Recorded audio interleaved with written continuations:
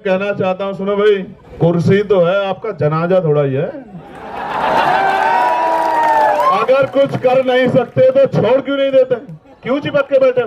ये तो एक केंद्रीय मंत्री के पद से इस्तीफे की बात, ऐसे कितने ही मंत्रियों को लगातार इस्तीफे देने पड़ेंगे। देखो 20 तारीख को प्रोटेस्ट होगा तो प्रोटेस्ट होगा, और ऐसा प्रोटेस्ट होगा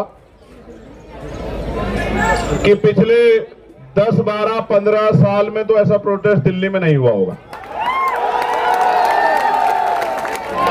मैं नौजवानों के इस इनकलाब को जिंदाबाद करता हूं। आज इस जंतर मंतर पे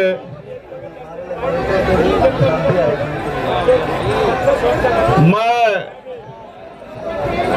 बहुत इंपॉर्टेंट बात आपसे करने के लिए आया, और वो तभी संभव होगी जब आप शोर शराबा बंद कर दोगे। अगर आप बोलते रहोगे, नारा लगाते रहोगे, तो फिर मेरी बात आप तक नहीं पहुंच पाएगी। और मैं कई बार इस जंतर मंतर पे आया हूं। ये जंतर मंतर जहां से जहां तक दिखाई देता है, और जहां तक दिखाई भी नहीं देता उसको भी हमने कई बार जो है जन सैलाब से भरा है। यहां आप और मैं इस बात को जानते हैं, लेकिन आज के आने के पीछे जो उद्देश्य है वो बहुत महत्वपूर्ण है। सबसे पहले तो मैं इस आंदोलन के साथियों का धन्यवाद करना चाहता हूं।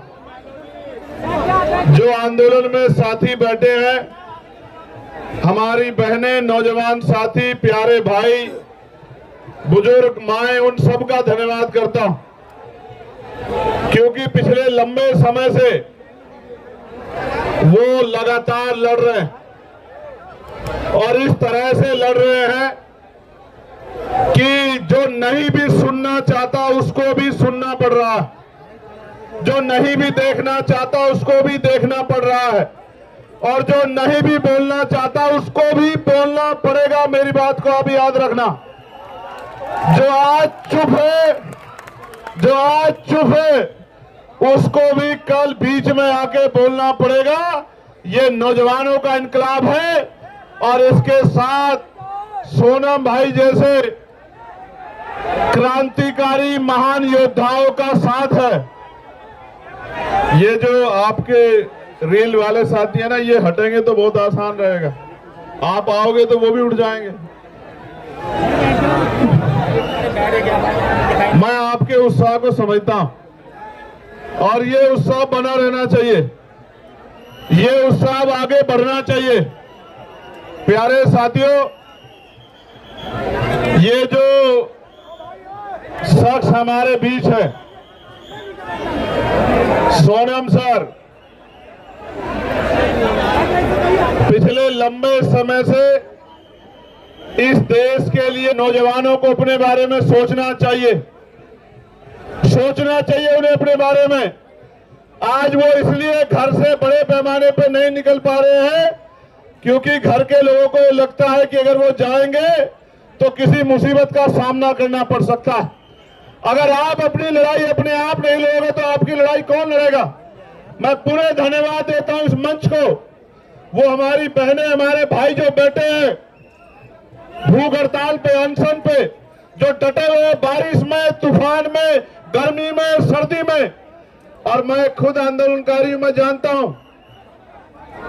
कि जब कोई आंदोलन करने निकलता है तो उसको कितनी तरह का सामना करना पड़ता है, उसमें सवाल खड़े किए जाते हैं, उसकी नैतिकता को गिराने के लिए प्रयास किए जाते हैं, उस पर आरोप लगाए जाते हैं कि इनको फंड कहां से मिल रहा है, इनको सुविधा कहां से मिल रही है, ये इस पार्टी से ऑर्गेनाइज है, ये इस संगठन से ऑर्गेनाइज है।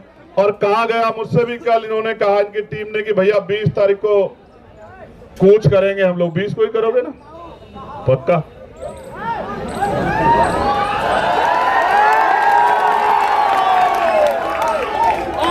तो लिखो, नोट करो कि 20 तारीख को कूच करेंगे। मेरी बात को आप याद रखें। मैं 20 तारीख को ही आता, मेरा भरोसा करो, मैं 20 तारीख को यहाँ था। मैं फिर आपसे कह रहा हूं, ये आंदोलन युवाओं के भविष्य को बचाने के लिए, और मैं देश के हर एक युवा से कह रहा हूं, जब ये लड़ सकते हैं जिनको नौकरी नहीं चाहिए, जिनको पेपर नहीं देना, तो आप भी लड़ सकते हो। इसे इतना बड़ा करो आंदोलन को, क्योंकि ये लोकतांत्रिक व्यवस्था है, ये संवैधानिक देश है। जब आंदोलन बड़ा होगा, मैं गारंटी से कहता हूं कि सरकार झुक जाएगी। हमने पहले भी सरकार को झुकते हुए देखा। किसानों की शहादतें याद करते हुए मैं कहना चाहता हूं, किसानों को नमन करते हुए हमने सरकार को झुकते हुए देखा है।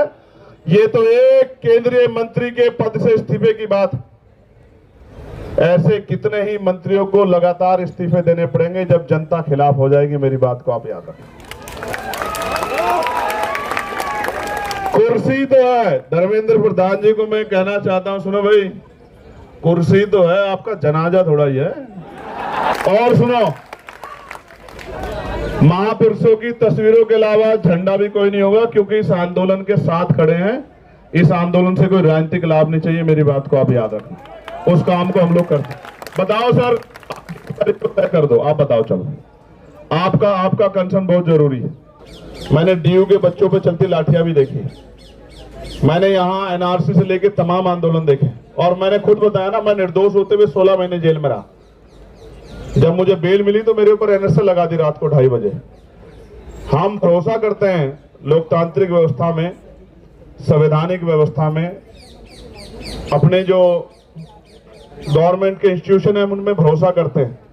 हमें लगता है अगर कोई नहीं सुनेगा तो कोर्ट सुनेगी, तो जब कोर्ट से बेल मिलती है तो फिर एनएसए लग जाता है। कहां जाएंगे हम लोग? हम यही आंदोलन कर सकते हैं। और जिनको लगता है आंदोलन से कुछ नहीं होता, मैं आपको फिर कह रहा हूं, 2 दिन पहले हम लोग